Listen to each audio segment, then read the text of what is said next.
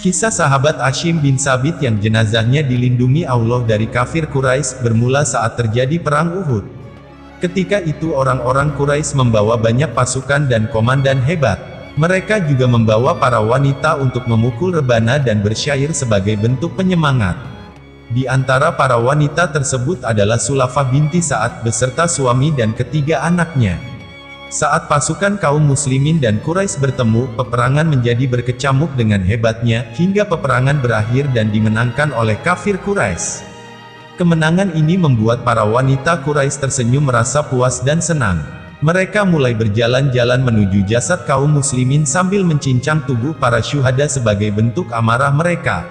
Dari sekian banyak pasukan Quraisy yang bergembira, di sana ada Sulafah binti Sa'ad yang sedang gelisah, karena tidak melihat suami dan ketiga anaknya. Sulafah binti Sa'ad mulai mencari wajah-wajah korban peperangan dari kubu Quraisy sampai ia menemukan suami dan ketiga anaknya. Namun, begitu ia menemukan suami dan anaknya, Sulafah langsung terkejut dan hampir pingsan, karena melihat suami dan kedua anaknya sudah terkapar tak bernyawa. Sedangkan satu anaknya lagi masih hidup, namun hendak mendekati ajalnya. Saat itulah Sulafah binti Sa'ad mendekati anaknya yang masih hidup dan meletakkan kepalanya di atas pangkuan Sulafah. Ia bertanya, "Wahai anakku, siapa yang melakukan ini kepadamu?" Di sisa nafasnya, anaknya tersebut sempat menjawab, "Yang melakukan ini adalah Hashim bin Thabit." Setelah menjawab pertanyaan ibunya, sang anak menghembuskan nafas terakhirnya. Setelah melihat kematian anaknya di depan matanya sendiri, Sulafah binti Sa'ad menjadi seperti orang gila. Ia meraung dan meratapi. Bahkan ia bersumpah demi Lata Uzza tidak akan menghentikan raungannya dan tidak akan menghentikan air matanya kecuali jika ada orang Quraisy yang mau membalaskan dendamnya kepada Hashim bin Thabit. Sulafah bernazar dengan nazar yang sangat dimurkai oleh Allah. Dia ingin menjadikan kepala Hashim bin Thabit sebagai wadah air hamar. "Jika ada yang bisa membunuh Hashim bin Thabit dan membawakan kepalanya kepadaku, untuk aku jadikan tempat minum hamar, maka saya akan memberikan hadiah sebanyak yang engkau mau," berkata Sulafah kepada kaum Quraisy. Tidak lama kemudian, nazar tersebut terdengar di seluruh pelosok orang-orang Quraisy, bahkan sampai Hashim sendiri telah mendengar nazarnya. Hal itu membuat setiap anak muda Quraisy berharap bisa menangkap sahabat Hashim bin Thabit dan membunuhnya untuk mendapatkan hadiah yang telah dijanjikan.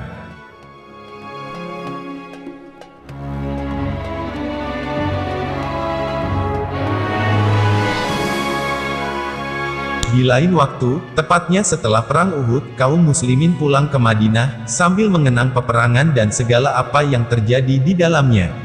Mereka menyanjung para pahlawan yang penuh dengan keberanian dan menjadi syahid. Salah satu yang mereka perbincangkan adalah keberanian Hashim bin Thabit. Ya, mereka kagum dengan apa yang dilakukan Hashim bin Thabit, karena sahabat Nabi yang satu ini telah membunuh ayah beserta 3 anaknya dalam satu peperangan. Beberapa waktu setelah perang Uhud, Rasulullah mengirimkan 6 orang sahabat untuk melakukan sebuah tugas dari Nabi. Beliau menunjuk Hashim bin Thabit sebagai pemimpin serta 5 sahabat lainnya untuk menemani Hashim. Setelah itu, sahabat Hashim bin Thabit mulai berangkat bersama temannya untuk menyelesaikan tugas dari Rasulullah. Ketika mereka tiba di sebuah kota antara Usfan dan Makkah, ada sekelompok dari kabilah Huzail yang mengetahui kedatangan kelompok Hashim bin Thabit. Maka tanpa pikir panjang, kabilah tersebut mengepung kelompok sahabat Hashim bin Thabit. Hashim bin Thabit dan sahabat-sahabatnya langsung menghunuskan pedang mereka karena tidak ada jalan lain selain harus melawan mereka. Orang-orang Huzail berkata, "Kalian tidak akan menang melawan kami, kami adalah penguasa wilayah di sini, kekuatan kami besar dan tentara kami banyak, sedangkan kalian hanya sedikit, kemudian kami bersumpah tidak akan berbuat buruk kepada kalian jika kalian mau menyerah kepada kami memberikan janji dan jaminan Allah kepada kalian." Para sahabat Rasulullah tersebut saling berpandangan, seolah-olah sedang meminta pendapat satu sama lain. Hashim bin Thabit berkata dengan tegas penuh pemberani, "Aku tidak akan menyerahkan diri di bawah janji-janji orang musyrik." Di sisi lain Hashim bin Thabit juga teringat dengan nazar Sulafah binti Sa'ad, maka saat dia menghunuskan pedangnya dia berdoa, "Ya Allah, sesungguhnya aku membela dan mendukung agamamu, maka jagalah dagingku dan tulangku sehingga tidak ada seorang pun dari musuh Allah yang bisa menyentuhku." Akhirnya Hashim bin Thabit pun maju menyerang mereka dengan diikuti kedua kawannya yaitu Marsad Al-Ghanawi dan Khalid Al-Laitsi. Mereka berjuang keras sampai akhirnya semuanya gugur satu persatu. Adapun 3 sahabat yang lainnya menyerahkan diri kepada kabilah Huzail. Akan tetapi kabilah Huzail telah mengkhianati mereka dan ketiga sahabat tersebut juga wafat dibunuh. Pada awalnya kabilah Huzail ini tidak mengetahui jika di salah satu dari 6 sahabat Nabi tersebut ada sahabat Hashim bin Thabit. Tatkala mereka sudah mengetahui bahwa di sana ada Hashim, kabilah Huzail sangat bahagia karena berhasil membunuhnya. Mereka sangat berharap dengan hadiah yang telah dijanjikan Sulafah binti Sa'ad. Tanpa pikir panjang, kabilah Huzail mengutus beberapa orang untuk mengambil jasad Hashim bin Thabit untuk diserahkan kepada Sulafah binti Sa'ad. Orang-orang Huzail beranjak mendekati jasad Hashim bin Thabit untuk memisahkan kepala dari tubuhnya, namun keajaiban telah terjadi. Tiba-tiba saja mereka terkejut saat melihat jasad sahabat Hashim bin Thabit yang dilindungi lebah. Di sana ada banyak sekali lebah dan serangga yang melindungi jasadnya. Sehingga setiap kali mereka hendak menyentuh jasad Hashim, lebah-lebah tersebut akan menyengat tubuh mereka.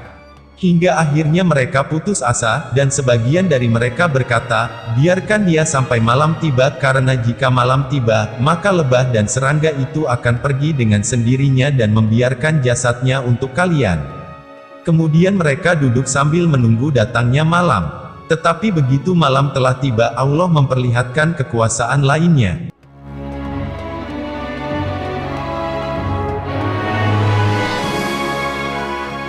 Tiba-tiba langit berubah menjadi hitam, dan tiba-tiba hujan turun dengan lebatnya, bahkan belum pernah selebat malam itu, sehingga wilayah tersebut dipenuhi dengan air hujan, dan jadilah banjir yang sangat dalam. Lalu jasad Hashim bin Thabit ikut terbawa banjir tersebut. Esok harinya, orang-orang Huzail mencari jasad Hashim bin Thabit, namun mereka tidak menemukannya, bahkan mereka mencarinya dari berbagai tempat ke tempat yang lain. Akan tetapi hasilnya tetap sama, jasad Hashim tidak ditemukan. Banjir telah membawa jasad Hashim bin Thabit sejauh mungkin yang tidak mereka ketahui. Sungguh Allah telah mengabulkan doa Hashim bin Thabit. Allah telah melindungi jasadnya dari tangan-tangan musuh Allah. Allah tidak memberikan jalan bagi orang-orang kafir atas orang-orang mukmin.